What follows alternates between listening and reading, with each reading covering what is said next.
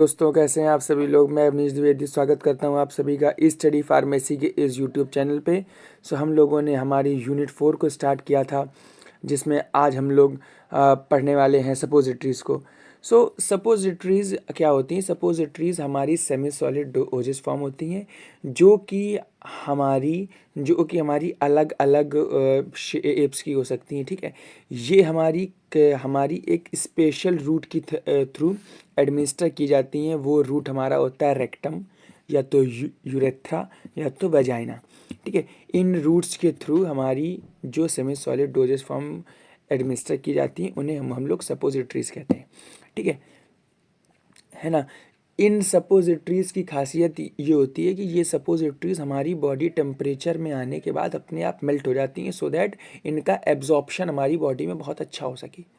ठीक है, इनका एडवांटेजेस क्या होता है? इनका एडवांटेज सबसे बड़ा ये होता है कि ऐसी ड्रग्स जो किसी और फॉर्म में स्टेबल नहीं है, या एफिशिएंट फार्माकोकाइनेटिक यानी कि एब्जॉर्प्शन, डाइजेशन, मेटाबॉलिज्म और एक्सक्रीशन शो नहीं कर पा रही हैं, तो उनके लिए सपोजिटरी बहुत ही अच्छी फॉर्म हो सकती है। ठीक है, दूसरा पॉइंट, जो ड्रग्स बहुत ही बिटर हैं, ओडर नहीं अच्छा है, टेस्ट नहीं अच्छा है, उनको हम लोग रेक्टल, वजाइनल या यूरेथ्रल रूट के थ्रू उनको हम लोग एडमिनिस्टर कर सकते हैं। ठीक है, जो हमारे अनकॉन्शियस पेशेंट्स होते हैं ना जी, इनको हम लोग टैबलेट्स नहीं खिला सकते हैं, ओरल फॉर्मुलेशन नहीं दे सकते, उन्हें हम लोग सपोजिटरीज दे सकते हैं। ठीक है, ये हमारा कोई भी जीआईटी में इरिटेंट इफेक्ट प्रोड्यूस नहीं करती हैं। ठीक है, इन्फेंट्स के लिए आसान होती हैं, क्योंकि देखिए, अब इन्फेंट्स यानी कि जो छोटे बच्चे होते हैं वो आपके टैबलेट्स नहीं खा सकते हैं ना, इसीलिए उनके लिए सपोजिटरीज बहुत अच्छी होती हैं। ठीक है, अब इनके डिसएडवांटेज क्या होते हैं? सबसे बड़ा डिसएडवांटेज तो ये होता है कि इनको बनाना बहुत मुश्किल होता है। सेमी सॉलिड डोजेस फॉर्म है, आप हाथों से बनाएंगे, हाथों से बनाते टाइम अगर हाथों में टच हो गई और इनको बॉडी टेम्परेचर मिल गया, तो ये हो सकता है वही मेल्ट हो जाए, बन ही ना पाए, इसलिए टेम्परेचर मेंटेन करना बहुत ज़रूरी होता है। ठीक है, अब जो ड्रग्स बहुत ही ज़्यादा इरिटेंट होती हैं हमारे जीआईटी के लिए, हमारी म्यूकस मेम्ब्रेन के लिए, उन्हें हम लोग एडमिनिस्टर नहीं कर सकते हैं। ठीक है, टेम्परेचर मेंटेन करके रखना बहुत ज़रूरी होता है, वरना पता चले स्टोरेज के टाइम ही सारी की सारी मेल्ट होकर के डिग्रेड हो जाए। ठीक है, लीकेज हो सकता है, वही सेम टेम्परेचर की वजह से हमारा लीकेज हो सकता है। टेम्परेचर थोड़ा सा भी फ्लैक्चुएट किया, डाउन हुआ टेम्परेचर, तो हमारा लीकेज हो सकता है। ठीक है, टाइप्स ऑफ सपोजिटरीज की बात करें तो सबसे पहला टाइप है हमारा रेक्टल सपोजिटरीज। वो सपोजिटरीज जो हमारी रेक्टम में एडमिनिस्टर हो, वो हमारी रेक्टल सपोजिटरीज होती हैं। ठीक है, बच्चों के लिए 1 ग्राम की हो सकती हैं, बड़ों के लिए 2 ग्राम की हो सकती हैं। ठीक है, ये हमारी टॉर्पेडो की शेप में होती हैं, यानी कि ये हमारी एक तरीके से आप मान लीजिए कैप्सूल के से शेप में होती हैं, बुलेट की शेप में होती हैं।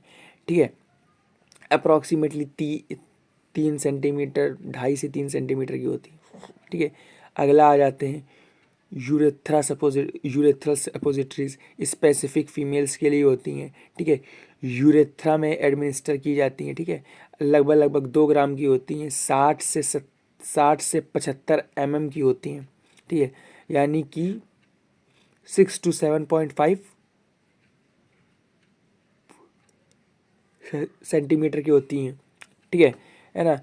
ये लगभग हमारी जो, अगर ये हमारी मेल्स में एडमिनिस्टर की जाएँ तो इनका वज़न हमारा 4 ग्राम हो सकता है, और ये हमारी 100 से 150 मिलीमीटर की हो सकती है। ठीक है, ये हमारी पेंसिल टाइप की शेप में होती है। ठीक है, मतलब कैप्सूल से लंबी होती है। ठीक है ना। वेजाइनल सपोजिटरीज, वो सपोजिटरीज जो हमारी वेजाइना में इंट्रोड्यूस की जाती है, वेजाइना के थ्रू एडमिनिस्टर की जाती हैं, उन्हें हम लोग वेजाइनल सपोजिटरीज कहते हैं।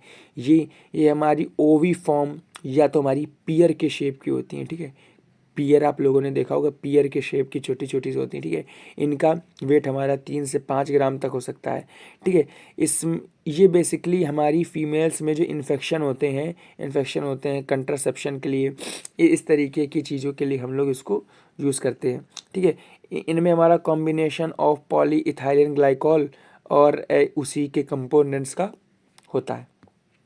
अगली सपोजिटरी हमारी नेजल सपोजिटरी। नाम से पता चलता है जो सपोजिटरीज हमारी नाक के थ्रू एडमिनिस्टर हो सके, नेजल कैविटी के थ्रू एडमिनिस्टर हो सकते हैं, उसे हम लोग नेजल सपोजिटरी कहते हैं। लगभग लगभग 1 ग्राम की होती है, ठीक है।